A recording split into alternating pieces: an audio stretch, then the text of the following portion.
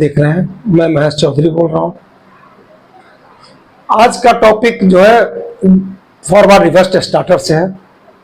मैं आपको forward reverse के बारे में बताने जा रहा हूं। कृपया ध्यान से देखें और समझने का प्रयास करें और मैं अच्छी तरह समझाता हूं। अभी क्या है, आप देखें कि ये RYB लगा हुआ है। RYB की सप्लाई आई रिले में और रिले से सप्लाई आ गई कॉन्ट्रैक्टर में और कॉन्ट्रैक्टर से आ गई मोटर में और फिर आपको ये मोटर में तो आई गई। अब 3 तार हम दूसरे कॉन्ट्रैक्टर के सप्लाई देंगे तो R को उठा करके मैं R में जोड़ दिया, Y के उठा के Y में जोड़ दिया, B के उठा के B में जोड़ दिया। उसके बाद नीचे से R सप्लाई उठा करके B में जोड़ दिया, Y सप्लाई जोड़ लेके Y में जोड़ दिया और B सप्लाई को R में जोड़ दिया। अब आप कहेंगे कि ऐसा क्यों किया? ऐसा इसलिए किया कि अगर आपको फॉरवर्ड रिवर्स फ्लो करना है तो किसी 2 फेज को आपस में इंटरचेंज करना पड़ेगा। जो ऊपर भी कर सकते थे, ऊपर नहीं करके हमने नीचे कर दिया। कहीं से 2 फेज चेंज करना होता है तभी जाके चेंज होता है। अब आप देखें कि आपका स्टार्टर वर्क कैसे करता है। तो वर्क कराने का बहुत साधारण तरीका, अगर आपको डीओली स्टार्टर बारे में पता है तो बहुत आसान है। इससे आसान कुछ भी नहीं हो सकता है। मैं आपको बताता हूं। जैसे आपने 220 वोल्ट की सप्लाई जोड़ दी, एक एमसीबी लगाई और एमसीबी के ऊपर से सप्लाई गया रिले में आया, रिले में से ऑफ बटन में आया, ऑफ बटन से ऑन बटन में आया, ऑन बटन दबाने के बाद आपको रिवर्स केएनसी से ये फॉरवर्ड स्टार्ट हो जाएगा। इसके बाद आपको रिवर्स करना है तो आप इस बटन को ऑफ करेंगे। ऑफ करने के बाद इस बटन को ऑन करेंगे रिवर्स वाले को।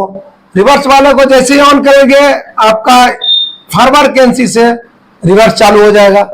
लेकिन अब आप कहेंगे चालू तो हो जाएगा लेकिन परमानेंट होल्ड कैसे होगा? तो परमानेंट होल्ड होने के लिए यहाँ एनो पॉइंट दिया हुआ है। जब जैसे हम इसको दबाएंगे इसके एनसी से लगेगा तो ये पत्ती इसमें चिपक जाएगा। चिपकने के बाद वो परमानेंट होल्ड हो जाएगा। परमानेंट होल्ड हो जाएगा और रिवर्स चलता रहेगा। फिर दूसरे बार जब आप इसका कार्यक्रम खत्म हो जाएगा फिर आपने ऑफ बटन दबा दिए। ऑफ बटन दबाने के बाद हम फिर क्या करेंगे? फिर इस एनो बटन को दबाएंगे। इस एनो बटन दबाने से ये रिवर्स केएनसी से होते हुए फॉरवर्ड के कॉन्ट्रैक्टर चालू हो जाएगा। फिर इसको परमानेंट होल्ड के लिए क्या करना है कि इसकी एक पत्ती लगी है एनो वाली, ये पत्ती इसमें चिपकेगी। जब ये पत्ती चिपकेगी तो क्या होगा? ये परमानेंट होल्ड हो जाएगा और फिर चलता रहेगा। अब आप ये तो समझ ही गए होंगे। फिर आपको क्या है कि आप कहेंगे रिवर्स का एनसी, रिवर्स का एनो क्या है, क्या बता रहे हैं, समझ में नहीं आ रहा है कुछ। तो मैं इसको इसलिए बता रहा हूं, ये रिवर्स और फॉरवर्ड केएनसी ये दोनों कॉन्ट्रैक्टर का इंटरलॉकिंग है। इंटरलॉकिंग क्या होता है? इंटरलॉकिंग ये होता है कि अगर एक फॉरवर्ड की मोटर चल रही है तो उस समय रिवर्स की किसी कीमत पे नहीं चलनी चाहिए।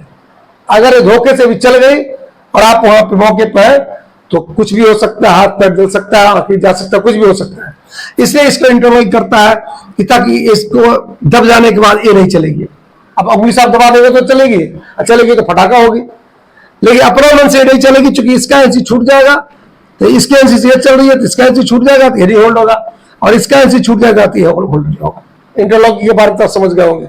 मैंने इंटरलॉकिंग का मतलब मेन मुद्दा यह है कि कॉन्ट्रैक्टर को होल्डिंग से बचाना, दूसरे होल्ड को कॉन्ट्रैक्टर को होल्डिंग से बचाना सेफ्टी के लिए। आगे आप ये समझ गए होंगे। फिर आप देख लीजिए कि पावर डायग्राम का देख लीजिए। पावर डायग्राम यहां से तो आया रिले में, रिले से आया यहां। अब हम जो है से इसको जब लेके आर को आर में जोड़ दिए। अब यहां से ही देखना है कि ये आर में आर को जोड़े फिर यहां तक तो आर ही रहेगा फेज। यहां तक देखिए, यहां इसलिए इसको आर यहां लिखा, आर यहां लिखा और ये आर यहां भी लिखाएगा, आर यहां लिखाएगा, वाई यहां लिखाएगा, बी यहां लिखाएगा। तो ये आर फेज यहां से चला यहां से चल करके यहां आया और यहां तक आर है, लेकिन आर यहां आकर के बी में मिल गया। तो आप कहेंगे बी में मिल जाएगा फटाका नहीं होगा, नहीं फटाका नहीं होगा। फटाका क्यों नहीं होगा? चूंकि कॉन्ट्रैक्टर अभी होल्ड नहीं है, होल्ड होने के बाद फटाका होगा, दोनों एक साथ होगा। तो ये तो अभी मतलब बंद है, ये भी बंद है। और फिर उसके बाद वाई को लिए, वाई को जोड़ दिए इसमें, और वाई को जोड़ने के बाद जो है सो जब इससे आउट निकला उसको वाई को जोड़ दिए। अब इसको बदलने की जरूरत नहीं, किसी दो फेज को बदलनी है। अब जो है हमने बी फेज को ले गया, यहां तक बी रहा, बी आकर के आर भी जुड़ गया। अब दो डिफरेंस हो गए। अब क्या धड़ाका क्यों नहीं होगा? जब इस कॉन्ट्रैक्टर को आप होल्ड करेंगे तो ये सप्लाई यहां तक तो रहेगी, लेकिन चूंकि ये पत्ती अभी नहीं है तो कॉन्ट्रैक्टर होल्ड नहीं है, इसलिए धड़ाका नहीं होगा। जो यहां तक जैसे आप फॉरवर्ड ऑन करेंगे, इस बटन को ऑन करेंगे, सप्लाई यहां से यहां आकर के मोटर को चलाएगी। मोटर को चला तो दी तो ये सप्लाई यहां से यहां तक तो अवेलेबल है, लेकिन इसके होल्ड न होने के लिए ये जो है इंटरलॉक की, इसीलिए इसके ये इंटरलॉक की इसीलिए है, ये जो इंटरलॉक है